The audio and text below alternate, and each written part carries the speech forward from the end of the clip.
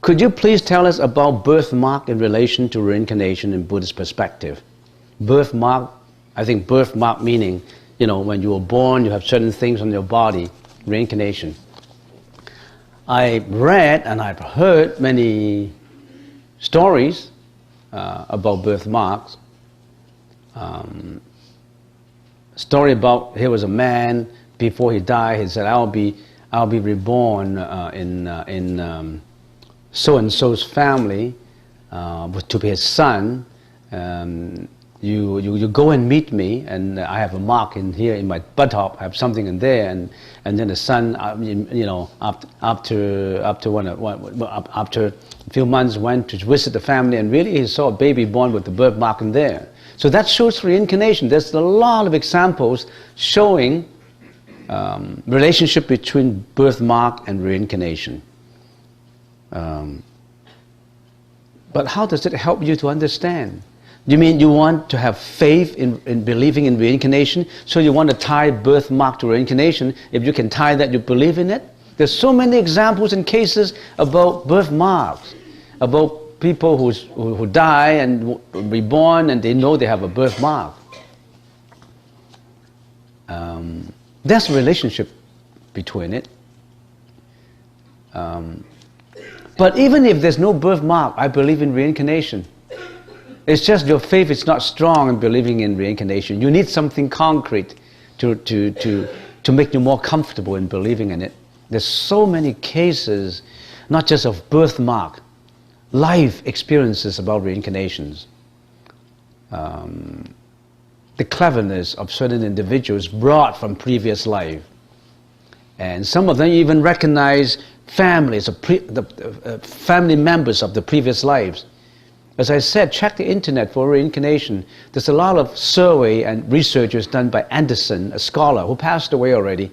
For the past 150 years, there's a lot of Western scholars who perform a lot of reincarnation experiments, cases and visits to different countries and studying reincarnations, and they find that reincarnation to be highly trustworthy, something that they should really believe. And if they don't believe in it, there's nothing to explain it other than reincarnation. Reincarnation just tells us that this life is not an end in itself. There's a continuation. Death is the beginning of another life, which is logical. If you don't believe in reincarnation, that means you only believe in this life. Say, if I don't believe in reincarnation, I would say, after this life, I don't believe in reincarnation. I'm gone. I'm forever gone. No more of me exists. If you don't believe in reincarnation, that is your concept. But then, that concept has a lot of flaws in it. First of all, that concept will not help humanities from the moral side.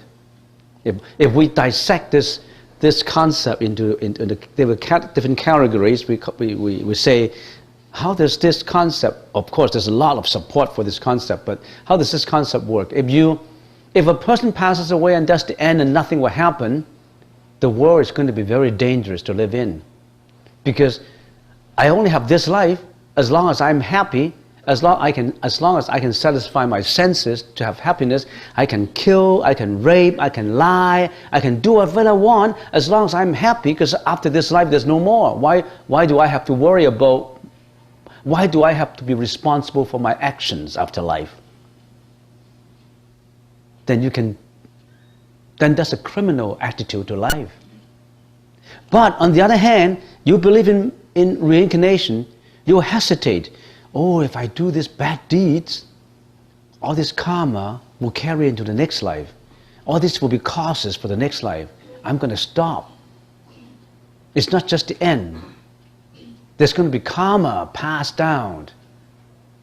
So you would stop. You would improve. You would stay away from doing bad deeds, and you will only do good deeds. Just from the moral side, this concept is important.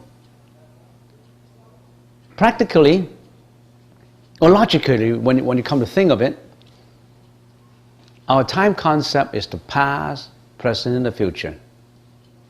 I explained it before.